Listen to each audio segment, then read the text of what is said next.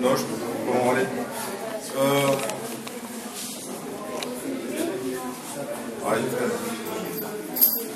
Ça va. Allez, zoom, on y va. Là, on a du matériel qui sert uniquement pour la préparation des pâtes, des argiles. C'est la chaîne traditionnelle de cette préparation, c'est-à-dire que l'argile, vous l'avez vu, l'argile de Valoris qui était à côté du tombereau qui est à l'entrée, de manière naturelle, elle était exploitable, c'est la raison pour laquelle Valoris s'est installé ici. Et cette fabrication de poterie s'est installée particulièrement ici.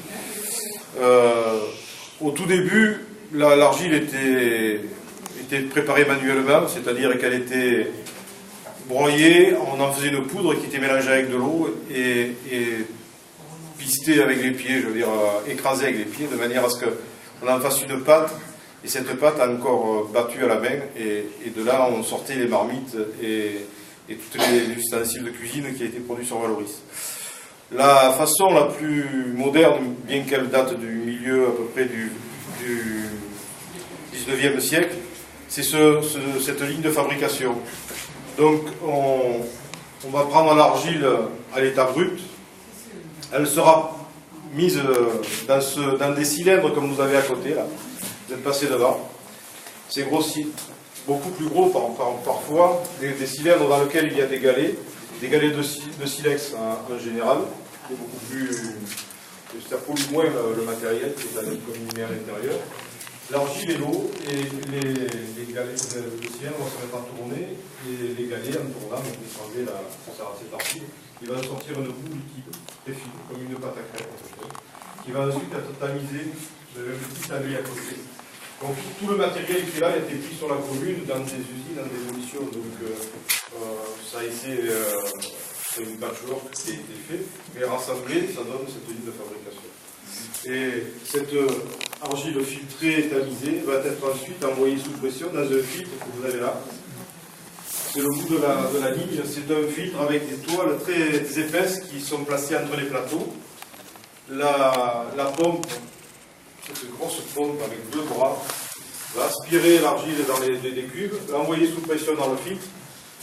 Ce filtre, ce sont des plateaux qui sont posés les uns à côté des autres, puis serrés, les toiles faisant une étanchéité, et l'argile va pouvoir faire rentrer et passer à travers le trou central du plateau, et se répandre entre chaque plateau. Avec la pression et un espace de temps d'environ 2 heures, une galette va se former. L'eau en surplus va être évacuée, bien sûr, par-dessous, au fur et à mesure du pressage. Et au bout de 2 heures, donc, on va récupérer une galette d'argile entre chaque plateau, qui va être ensuite malaxée dans un malaxeur. Vous avez ça derrière. Deux modèles très anciens, et qui va permettre de pétrir l'argile et de sortir des peines de terre qui vont être ensuite livrées aux potiers. Donc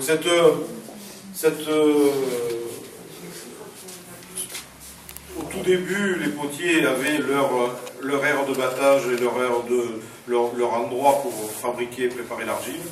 Petit à petit, ils se sont organisés au début du XXe siècle, dans les années 1910 à peu près, et ils ont créé l'Union.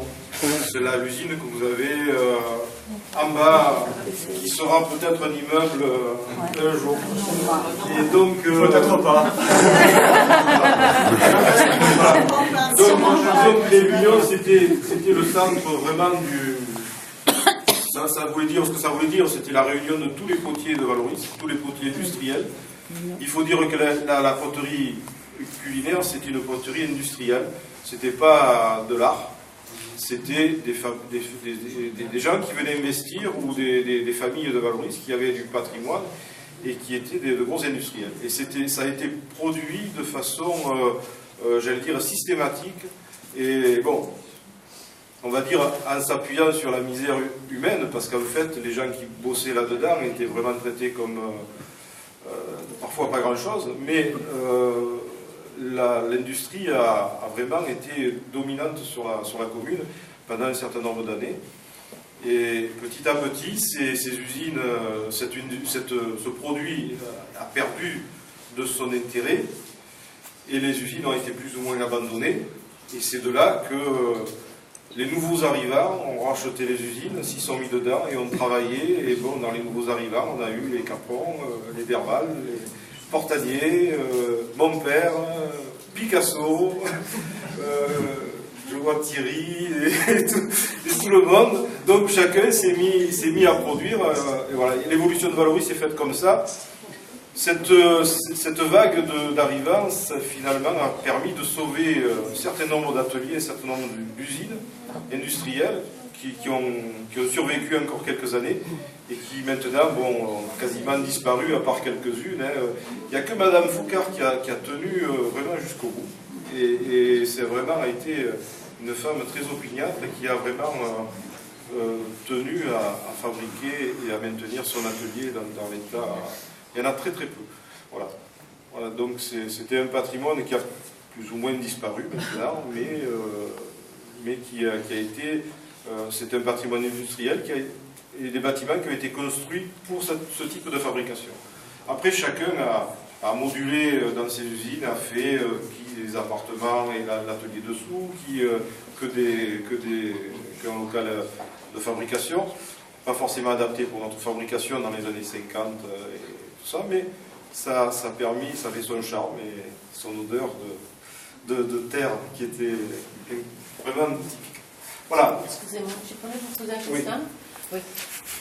Avant, ces machines-là, il n'y en avait seulement qu'une, des machines sur Non, certains avaient... Enfin, là, à l'Union, quand ils ont utilisé ce type de matériel, il y avait des rangées de plusieurs dizaines de fils. Donc, il y en avait... Oui, celui-là, il fait 2 tonnes à peu près. Donc, il y en avait... Non, oui, il fait 2 tonnes, il fait 300 kilos. Donc, c'est pas suffisant. Quand on livrait tous les potiers de Valoris, il en fallait... Dans les siècles avant, donc, il y en avait... Oh, le seul qui se fabriquait l'argile, c'était encore Saltalama, qui à l'époque... Je sais pas, il en avait 4 ou 5, je crois. Voilà. Mais pratiquement tous les potiers allaient se servir là-bas. Voilà. Bon.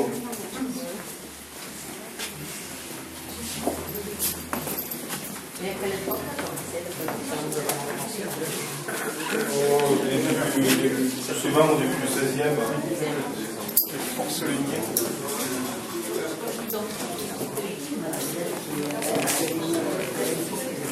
C'est reparti à Limoges. Où ils ont vendu, c'est reparti à Limoges. Allez, c'est vide. Ils ont tout revendu.